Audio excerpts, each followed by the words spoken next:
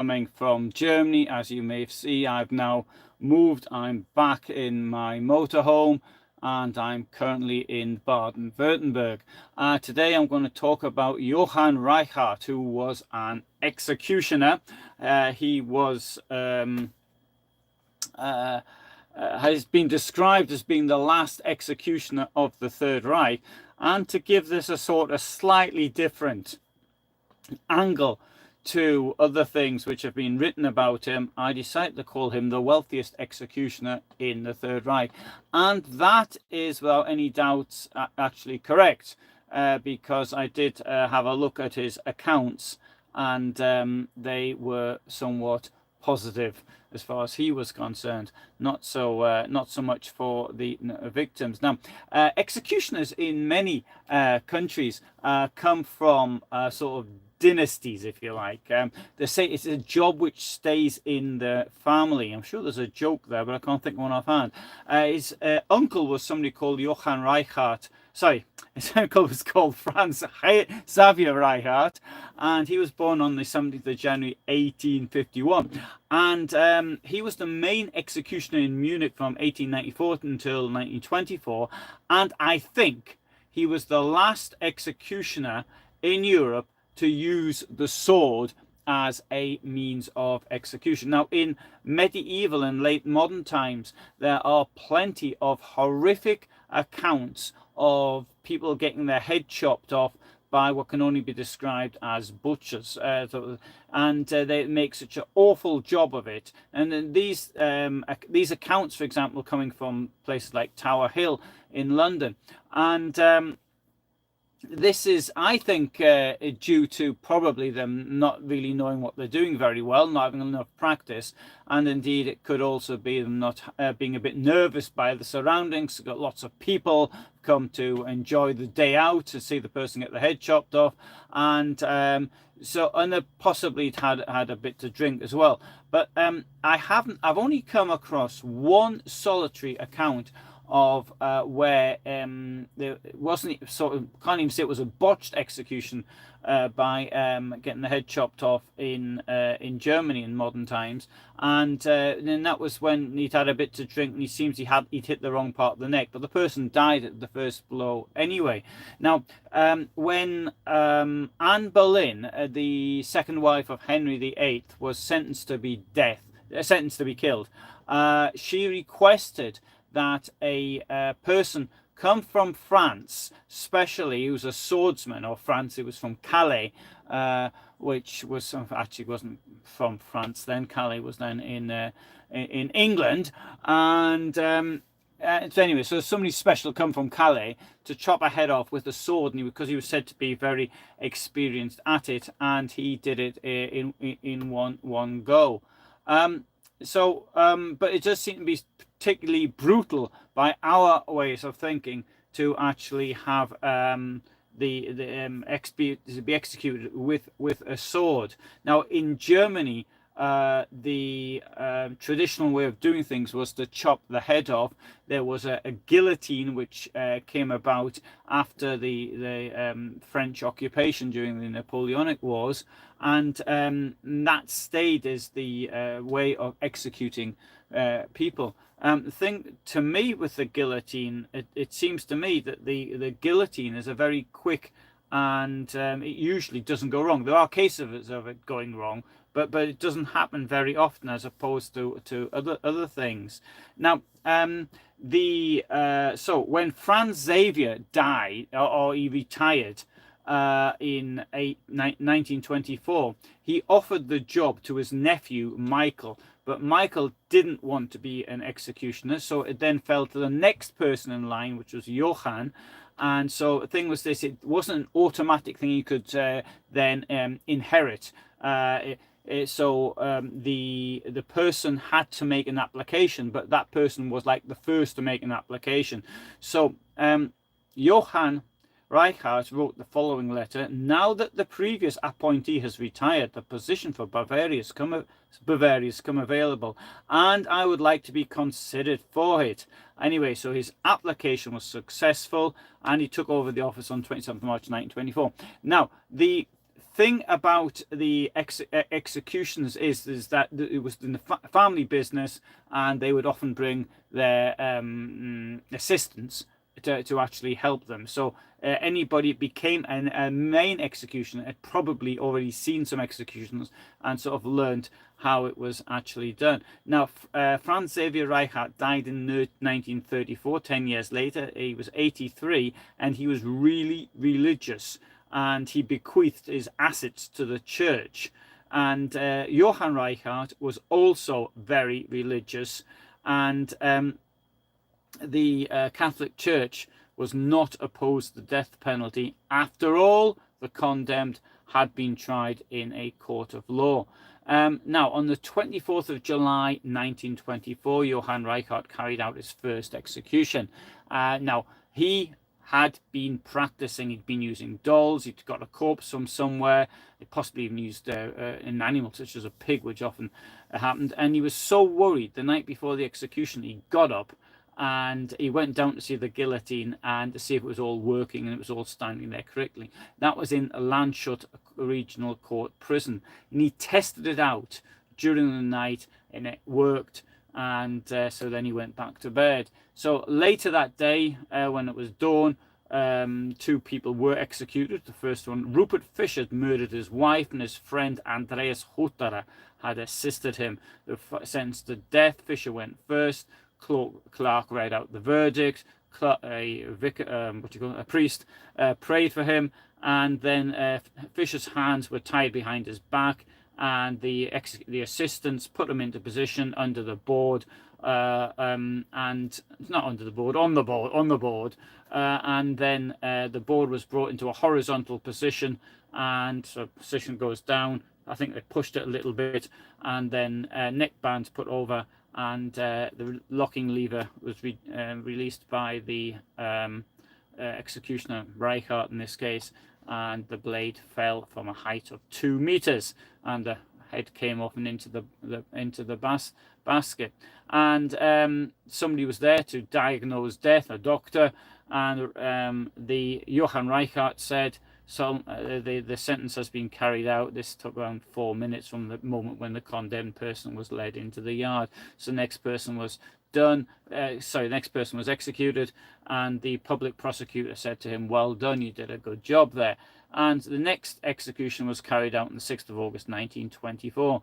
Now, for one execution, the execution was paid 150 gold marks. So it's between a gold mark and a normal mark. The gold marks had certain protections against, serious protections against inflation. I won't go on that now, as I'll be rabbiting on all night. Other things we got 3 third class train tickets supplied by the Bavarian Ministry of Justice, and you were allowed to travel by express train. So if you had to go somewhere else, it was a bit further away, and you could get the cost of getting the guillotine transported. Now, I think part of the job here, the major part of the job, is not the execution itself, but it was setting up the guillotine. And now, the uncle, Franz Xaver Reichhart, had participated in 69 executions. That's one execution every 5 months. So therefore, he needed a normal job to pay the bills, otherwise he wouldn't get on. And in Weimar situation, the problem was for executioners that there wasn't much business. In Bavaria, there was one execution in 1928, and that was the last one until Hitler came to power. There was also a stigma. Nobody liked the executioner, and people didn't want to do business with them. And for example, in Reichhardt's case, what his first job was, he had the idea he'd open a drinking establishment at a railway station, but people just wouldn't drink there when they found out what he did. He got a bad reputation, and so they didn't want to have anything to do with him. There was a case, he said later, that one client said he wasn't going to go back there because every glass of beer he served was tainted with human blood. And even now, he would talk after drinking, and he would talk to his clients. That didn't help matters. Not only that, the Bavarian Ministry of Justice warned him to stop it chattering about what he did. In 1928, his wife left him. They took the 3 kids with her as well. and the kids were also taunted at school because the father was an executioner. In 1929, so he wrote the Bavarian Justice Ministry, pointing out that there hadn't been any execution since the 20th of January 1928. All the other murderers had been reprieved, and he asked permission to move. Now, normally, if somebody moved, they'd have to give up the job. But maybe the Bavarian Ministry of Justice thought, well, we're not going to find anyone anyway, so it will let him move. So he moved, and he went off to the Netherlands. He went to The Hague. He became a greengrocer, and oh, sorry, he did have it. There was an execution in 1931. Now I think of it. Anyway, there was two executions, 31 and 32. Oh, sorry, I said earlier there wasn't any executions until Hitler came to power. That was Prussia. I'm getting Prussia and Bavaria mixed up. Sorry. Anyway, so he went back in July 32. He carried out an execution in Munich, and an articles appeared in the press in Netherlands, and that obviously did his business in there, so he had to return to Munich in the spring of 1933, and he was thinking, well, perhaps he ought to give this up. I mean, 150 gold marks per execution doesn't pay for a lot of bills, but it certainly doesn't help his what he's doing. But things changed. Hitler came to power. Hitler was granted power at the end of January 1933. And as early as the 29th of March 1933, there was a new law which permitted hanging as a form of execution, even though the fact that hanging had no tradition in Germany. On the 22nd of June 1933, Reichhart signed a new contract with the Bavarian Ministry of Justice, and this came with a annual salary which was paid each month. And also, because in Saxony there was no official executioner, so he got that job as well, and for that he was paid at a flat rate per execution. And it was the guillotine and the assistants also were provided by the Saxon government in Dresden and Weimar. So not only that, by January 1934 his annual income was up to 3,720 Reichsmarks per year. And if you put that in context, an industrial worker was probably earning around 2,000 at that time, so he didn't really have to worry about money. And not only that, it's Nazi Germany, so he gets into the swing of things. So he joined the National Socialist Motor Corps, the War Victims Provision, the National Socialist People's Welfare, the what's that in English? German Workers' Front, German Workers' Front, and Labour Front. That's the word. Sorry. And in April 1937, he joined the party. So he joined all these things probably because what he wanted was to further his career. And now in 1937 they sort of changed the borders around, so he lost a bit of territory but he gained a bit more, and so they had these execution areas where people would be actually sent. Now, one of the perks of the job was he got a vehicle. He got an Opel Blitz as a company vehicle, and this Blitz could be used to take the guillotine around with them. And when not in use, the guillotine was stored at Munich Stadelheim prison. And he even had the cheek to ask for permission to disobey the speed limit, and so it would allow him to get from one place to another quicker. This permission was denied. Now, the Opel Blitz is it's like a lorry. It's a bit like an American, what Americans call oh yeah, I'm not doing well today with the language, am I? What Americans call them? Truck. And it's a bit bigger than a truck, but not a lot. And it really would surprise me if that would go faster than what the speed limit was. So you can see Reichhart in many pictures. Now, I chose to use a picture of him in old age when he was then long past his last execution. But the executioners in Germany had this way of that a black coat, white shirt, gloves, black bow tie, and this cylindrical top hat. Looks a bit Victorian. And Reichhart also wanted to actually reduce the time that the condemned would actually know it. So he had ideas to actually do this, And he did it in such a way as that so that the condemned person wouldn't be aware of see the guillotine until, or maybe not even at all, by if they could be manipulated in such a way, sort of moved around. And it's clearly the suffering of the victim. I don't know if the victim's right word, because of the criminal, of the condemned. He tried to actually reduce it. Now, I did mention about the failure of the system, and now I'm going to tell you about once when this did happen. In 1940, he had to execute a murderer in Vienna with a foreign guillotine he wasn't familiar with, and he pulled the lever. The blade actually didn't actually go all the way; it stuck. So but he reacted very quickly, pulled it up, and this time the head came up. And this, though, it really upset him, and he was shaking quite considerably for weeks on end. Now, there were days when he executed as many as 20 people, and his record was 32. So by 1943. He's had a fixed annual income of 3,000 Reichsmarks. That's his fixed, but he also earned an extra 35,790 Reichsmarks on top for the 764 beheadings he carried out. Now this is astronomical money, really. It's like 10 times what an industrial worker would actually earn. So. Now, in the Nazi regime, of course, came to an end.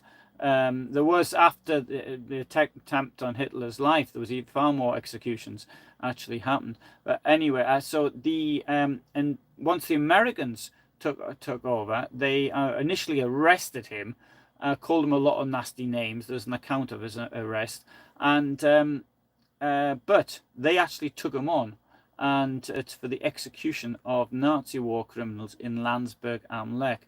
And but in this case, he had to use hanging. Now, this is something which I find rather odd.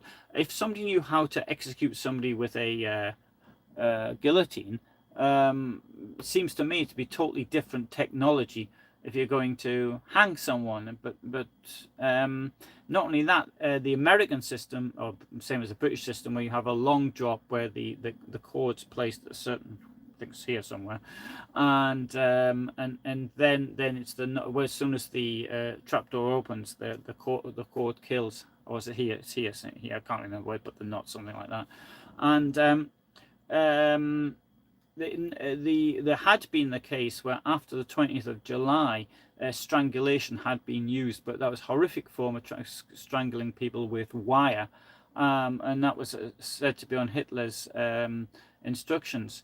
Now, Reichhart, as I said, the wealthiest executioner in Nazi Germany, and he had an expensive house and several cars, but on after the end of the Third Reich, there was plenty of people more than happy to denounce him. And now, Reichhart learned that he'd executed 2 innocent people as a result of a mix-up. Obviously, he was responsible for killing the people that were given to him. And that was a reason he claimed that he stopped executing people. But who the 2 innocents were, I don't know. But having said that, he must have realized that he'd executed thousands of innocent people, and because their crimes were those of being opposed to the Nazi regime. Not all of those, of course, who were anti-Nazis. Some of them were genuine criminals, such as the people he executed at the beginning of his. Now, when he was executing Nazis, there was 156 of them, 156 Nazi war criminals. But in total, including those 156, in the 23 years he worked as an executioner, he executed 3,162 people. Now, on the 1st of August 1947, he was taken for denazification, and there was a big crowd there, and he got a good booing at. and inside the hall is too. And he seemed to have difficulty walking. He was only 54, but he appears as though he's 20 years older. Appears in the photographs that you can see. And what the excuse he gave, he said, I carried out death sentences in the firm conviction that I was serving the state with my work and obeying lawfully issued laws. Reichhart had been a member of the Nazi party. He had even denounced some of his drinking buddies to the Gestapo, and he was said to have said that the Jews should be chopped up and fed the animals at the zoo, although he did manage to find a Jewish person to testify on his behalf. How he managed to do that was the following. Rudolf, the Jewish person, had been a Munich greengrocer. He'd been put in Dachau as a result in the aftermath of Kristallnacht, but as his wife wasn't Jewish, he had a certain amount of protection, and he wasn't sent to Theresienstadt until March 1945. And he had a stepson who was a friend of Hans Reichhart, who was the son of the executioner, and he testified that Reichhart had supported his family during the war. And I was supported for about a year and a half, he says. I've got a quote here. It was not a lot, but I must acknowledge it. He gave me meat ration coupons, bread, pasta, but neither clothing nor money. I must report that Reichhart always hid me when there was something against the Jews going on. He also supported my family once I was in Theresienstadt. Now, this might be true. Sorry, it's true that he made the statement. And but what is... He did make an earlier statement about being assisted, but in his first statement, he mentioned nothing about Reichhart. And I think that what happened in a case like this is that Reichhart, using his vast fortune that he'd got from executing people, that he offered some of it to Rudolf in exchange for testimony. And this seems to have happened several times. You often had the cases where you had a Jewish person who had lost absolutely everything as a result, and maybe their entire families, and then was absolutely destitute. And therefore, if somebody offered money for a bit of testimony, it's understanding that they might actually give it to them. Anyway, the court took the view that help to a Jewish family was not sufficient to offset his publicly stated anti-Semitic views, and so he was put in the group of main culprits. He was sentenced to 10 years forced labor in a labor camp, and this was a harsher penalty than the judges got who had sent his victims to him. So he appealed this in December 1948. He was denazified, merely incriminated, and that reduced his sentence to 2 years.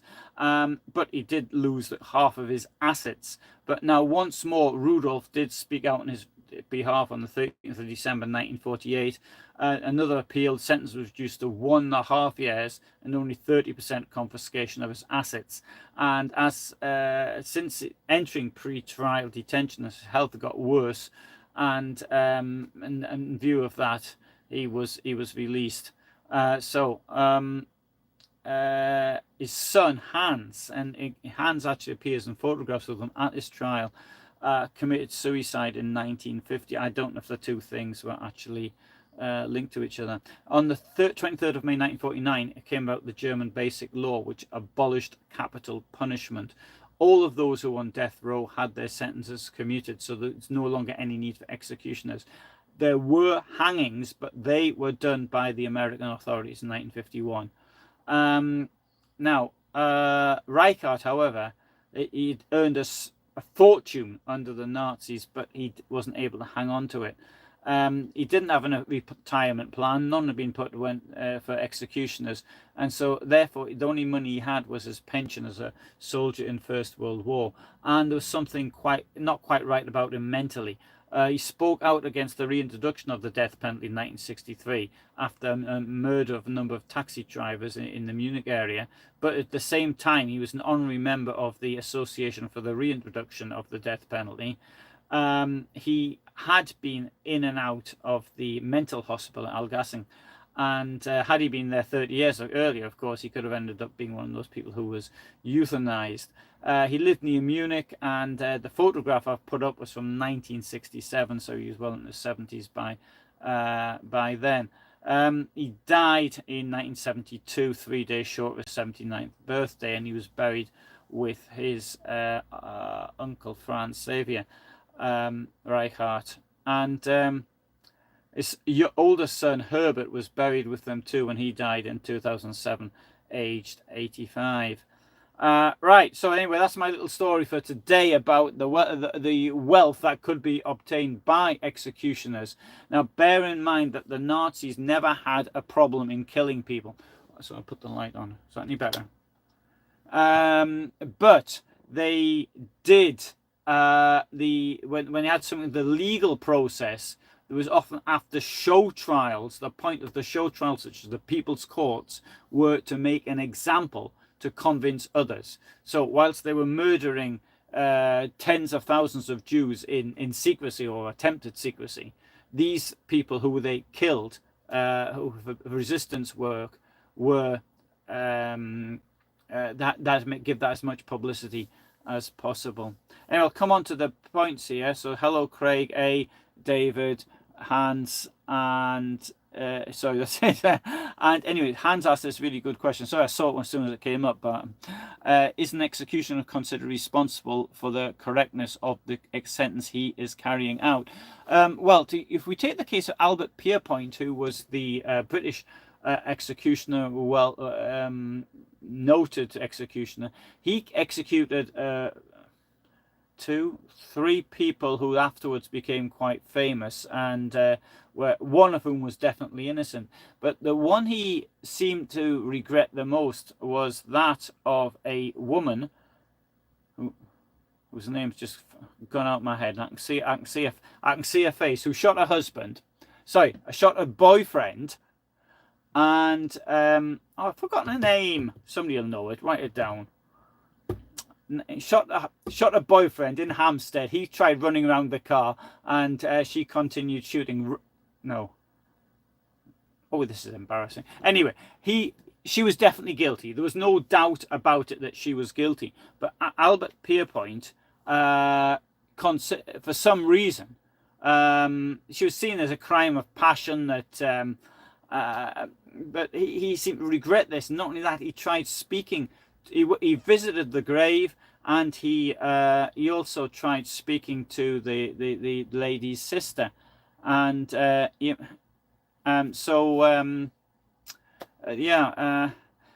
brings up the Irma Grazer was executed for her crimes. Yes, but she was guilty. She was Fila, no doubt about that. And so was this lady whose name as soon as this finishes, I'll remember the name. Mind you, I forgot the name of Hitler's deputy the other day, so Rudolf Hess. So these things can happen. There's something that's happened to me seem to happen quite often now. I mean, I can be writing something about somebody, and I've repeated the first name several times, and then for example, Herbert Langer. I did this. So I did 5 videos on Herbert Langer, who was the commandant at Dachau. And then I wrote Hermann Langer, and I don't know why. And then it was only afterwards, and I thought, and I read it through, and I thought, no, his name's Herbert. Anyway, these things happen to me. Good. Lachert, Hildegard Lachert. No, that wasn't. Now, the last woman to be executed in the United Kingdom was who knows? Can't remember. Anyway, she was the one, Albert Pierpoint. Anyway, so there you go. That's I can understand that an executioner could feel responsible for executing somebody who was innocent. There was one of the Albert Pierpoints was later shown to be innocent. There was a murderer called Christie, and there's a film called 10 Rillington Place, which is in the Westbourne Grove area.